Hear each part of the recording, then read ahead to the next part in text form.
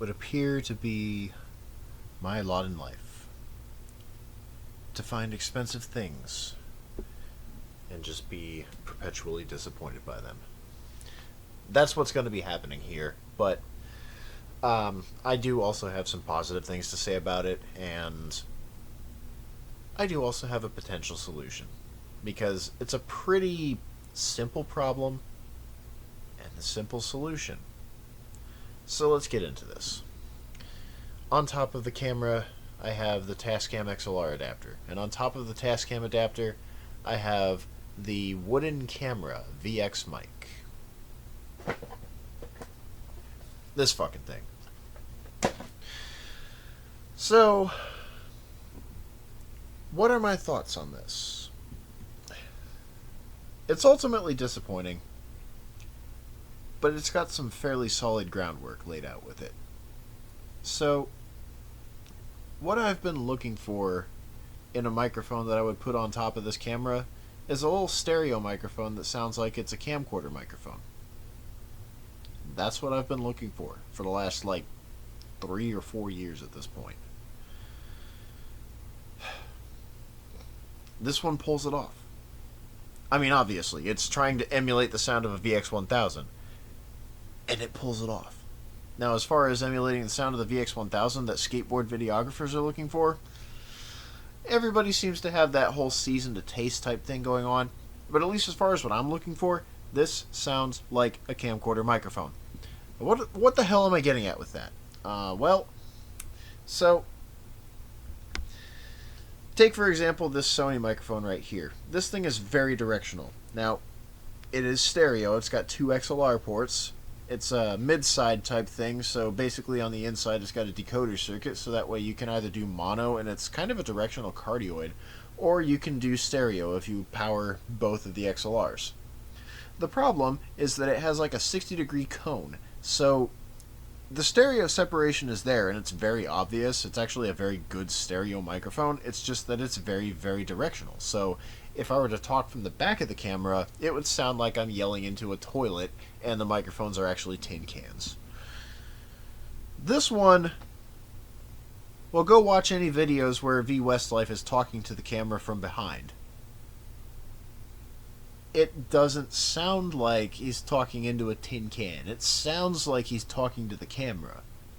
This one pulls that off too. If I were to turn the camera around, you would see that I have a very messy space. But more importantly, it would sound the way that it sounds when I'm talking to the microphone right here. It's just that the channels would be swapped. Now, my particular unit seems to be having a weird issue where on the level display on the screen, even if I go over to the right side, the left side is still coming up way hotter. That might just be my unit though, so yeah, it is what it is. It sounds fine on the computer, but on the level display on the camera, it's disconcerting. Yeah, this microphone sounds like a camcorder microphone. And then there's a weird thing with it too that's actually a positive in my mind. So, it's a very low profile microphone. I like that. I put it on the camera fully expecting it to be very crappy as far as its isolation from the handling noise, and no. It does a very good job of being isolated from the handling noise of like the lens and handling the camera and stuff like that. Sure, the noises still come through, but they come through in the same way that they would come through to anybody who has ears and is around you while you're operating the camera. What else would I expect? It's not like, say, the Canon DM-E1D, where you put this thing on the camera and this thing's like 2 inches above the camera, but it sounds like it's inside the lens somehow.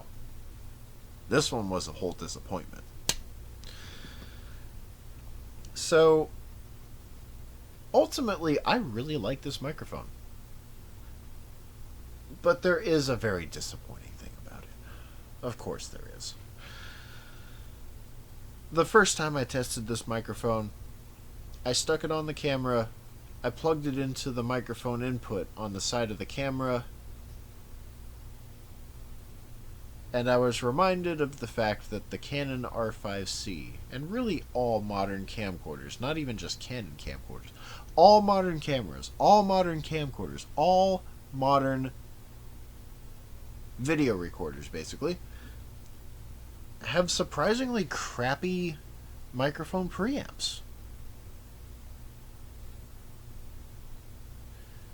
I was reminded of that with this microphone in particular because the levels coming out of it are so soft that I have to crank the levels in the camera all the way up just to be able to get any usable rendition of any signal at all. And at that point, the noise floor became a noise ceiling. Yes, I know that was Ben Minot's. It's relevant here. So that was disappointing. However, the Tascam adapter that I have has a very clean microphone preamp, so I can just crank that motherfucker and we get usable audio out of it right here. So, not all is lost, but I can't use this microphone as just a little low profile thing that I stick on top of the camera and call it good. Which is... I mean, okay, there's a solution that I have here, but I'm kind of disappointed in the fact that I have a powered microphone and it doesn't appear to have any amplification at all on the output. Like, what? Guys, whoever Wooden Camera commissioned, hear me.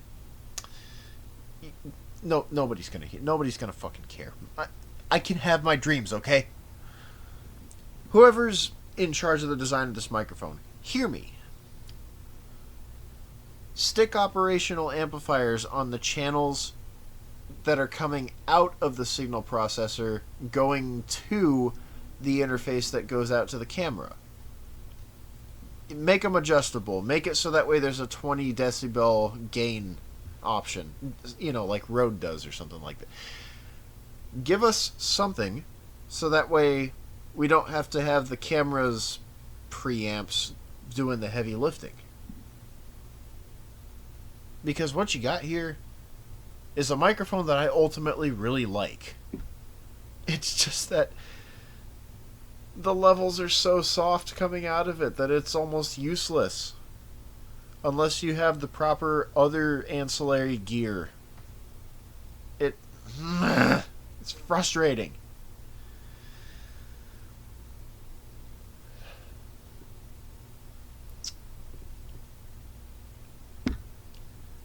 Iterative design.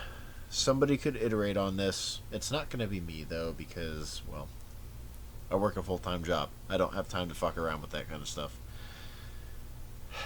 If I did, though, I'd stick operational amplifiers on the channels. I'd figure out how to make sure that they're, operating in unison or whatever. Sorta, kinda. However that actually ends up working. I'd do the thing that Rode does with their microphones to give it a plus 20 dB option for cameras that have shit preamps. Because that's what this thing needs. And I get the feeling that it could be done without physically making this thing any bigger. You just add, like, an extra switch or a little trimmer on the side. Something. It could be done. If somebody would just think to do it. Until then, I have to stick this on the Tascam adapter to get something that's usable and relatively free of tape hiss. At least that's what it sounds like.